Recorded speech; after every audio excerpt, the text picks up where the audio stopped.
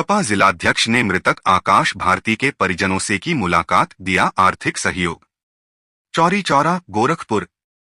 जंघा थाना क्षेत्र के ग्राम सभा डीहघाट, जो रिपोर्टिंग चौकी बरही के अंतर्गत आता है, वहां कथित पुलिस उत्पीड़न का शिकार हुए आकाश कुमार भारती के परिजनों से समाजवादी पार्टी के जिलाध्यक्ष ब्रिजेश कुमार गौतम ने मुलाकात की।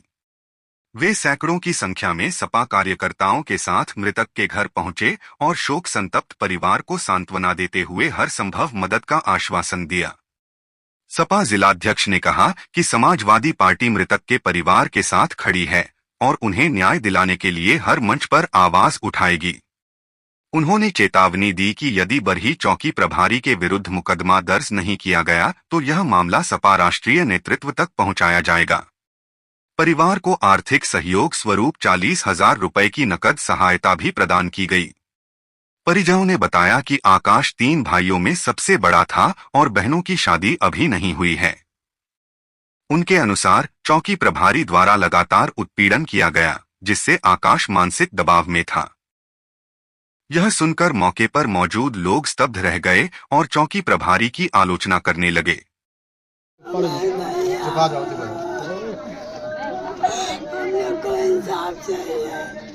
अध्यक्ष जी, आज डीहघाट में आप पहुंचे हैं तो क्या कहना चाहते हैं, क्या घटनाक्रम है?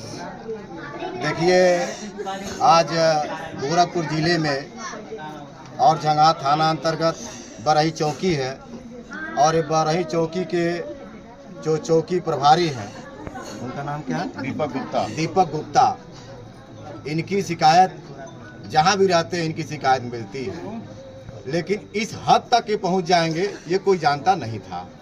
दहेज उत्पीड़न का मामला है और दहेज उत्पीड़न के मामले में आप इतना टॉर्चर नहीं कर सकते। ये नियमावली है, कोर्ट है, कानून है, लेकिन इन्होंने अपने पद का दुरुपयोग किया है और एक दलित समाज चमार बिरादरी के परिवार को इन्होंने इतना प्रताड़ना किया, जो मुझे जानकारी मिली है सूत्रों के द्वारा और इनके द्वारा, परिवार के द्वारा, कि इनको बार बार बुलाते थे और उत्पीड़न करते थे और साथ साथ में शब्दों का जो चयन करते थे, माँ बहन की गाली देते थे, बहन बेटियों गाली देते थे, उठा ले जाने की बात करते थे, चमारिया सियारिया कह के गाली देते थे। तो इससे आहत होकर के, जैसा कि मुझे जानकारी हुई है कि वो लड़का जो आकाश नाम है, वो गोरखपुर परसों गया था घटना के दिन, और उसके परिवार यानी उसके पिताजी को बुला करके थाने में बैठा कर उन्होंने टार्चर किया। इस बार बार टार्चर होने से परिवार बहुत दुखित हुआ और उसने सोचा, आकाश ने, कि मेरे वजह से ही ये मेरा परिवार पूरा दुखी है, परेशान है। तो उसने इनके चौकी इंचार्ज के प्रताड़ना से यह परिवार, आज परिवार का जो एक सदस्य है आकाश, ये दुनिया से स्वतः फांसी लगा करके या आत्महत्या करके जान दे दी। मैं कहना चाहता हूं कि इस विषय पर कल मैंने एडीजी लाइन गोरखपुर और एसएसपी से बात करके इसको चौकी प्रभारी, क्या नाम था उसका, दीपक गुप्ता को सस्पेंड कराया गया और परिवार की मांग है कि उसके खिलाफ, जो दीपक गुप्ता चौकी इंचार्ज बरही है, उसके खिलाफ मुकदमा यानी हत्या की साजिश या प्रताड़ना के कारण, उत्पीड़न के कारण जो उन्होंने आत्महत्या करी है, उसके लिए उसके खिलाफ मुकदमा होना चाहिए।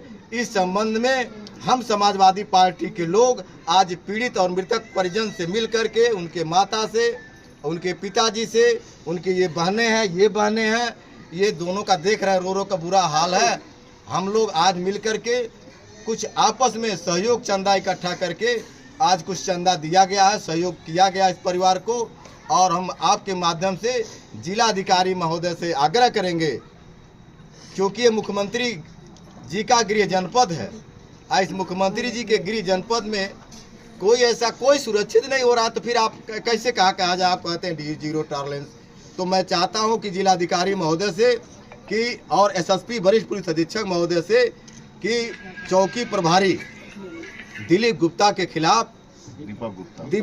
के खिलाफ मुकदमा पंजीकृत कर जो न्याय संगत कार्रवाई है उस कार्रवाई को करें और इस परिवार को न्याय दिलाएं। साथ ही मेरी मांग है कि इस परिवार, चूँकि बहनें हैं, ये बेटी की शादी नहीं हुई है, पढ़ाई कर रही है, बता रही थी कि मेरी पढ़ाई बाधित हो गई, तो इसके लिए भी जिला अधिकारी महोदय कोई ठोस कदम उठाएं और जो आर्थिक सहायता समाज कल्याण विभाग से मिलता है उसको अविलंब इस परिवार को दिलाने का काम करें और जो दोषी है चौकी प्रभारी उसके खिलाफ मुकदमा पंजीकृत कर कार्रवाई करें। इस संबंध में हम लोग आजकल परसों में जल्द ही एक सिस्टम तैयार करके हम लोग एडीजी लाइन और एसएसपी और जिलाधिकारी महोदय संबंधित सभी बड़े बड़े अधिकारियों से मिल करके हम लोग इस परिवार को न्याय दिलाने का काम करेंगे। सर, जो उसके आकाश की वाइफ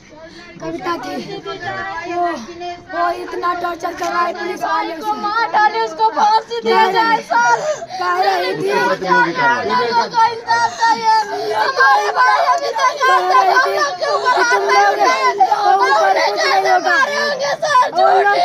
तुम्हारे भाई को जान ले लेंगे, घर वालों को बर्बाद कर देंगे। आज तक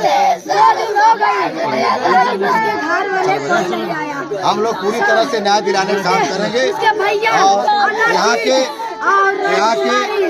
यहाँ के महिलाओं को और यहाँ के लोगों को हम धन्यवाद देते हैं कि कम से कम ऐसे मौके पर इस गांव के सभी लोग, हर जात हर धर्म के लोग इकट्ठा होकर के इस व्यक्ति के पीड़ित परिवार के साथ खड़ा हुआ है। हम सभी लोगों को बहुत, इस गांव के डी घाट के लोगों को बहुत बहुत धन्यवाद साधुवाद देते हैं, खास करके महिलाओं को। अपना मतलब जो भी कुछ था वो सब कैमरा में रिकॉर्ड किए हैं, वो रिकॉर्डिंग आप लोग ले लीजिए, उससे हम लोग का केस भी मजबूत होगा और हम लोग का, आप लोग खुद जान जाएंगे कि ये लोग परिवार कैसा था। वो कविता खुद